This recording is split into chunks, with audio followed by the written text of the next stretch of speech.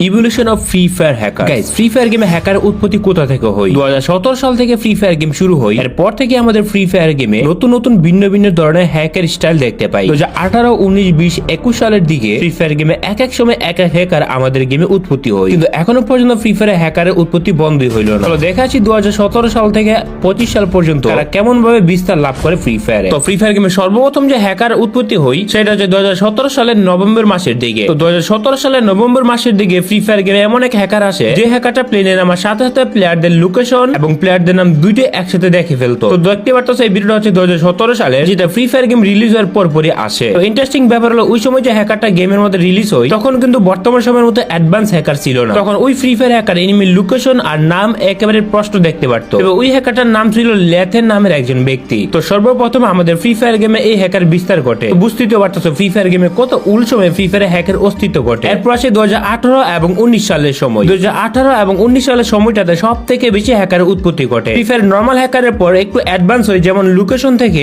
তখন হ্যাকাররা হেডশট মারতে শুরু করে। তার আগে কিন্তু একটু নর্মাল হ্যাকও ব্যবহার করে প্লেয়ারদের মারে, যেমন লোকেশন জানা, পাথরের ভিতরে ঢুকে পড়া। তো এরকম নর্মাল হ্যাকগুলো কিন্তু ওই সময় চলতে থাকে 18 এবং 19 সালের সময়টাতে। মানে বলতে গেলে হ্যাকাররা কিন্তু তত বেশি অ্যাডভান্স হয়নি ওই সময়টাতে। 18 সালে তেমন হ্যাকার ছিল না, কিন্তু ওয়াল হ্যাকটা বেশি ছিল। তখন দেখা যেত যে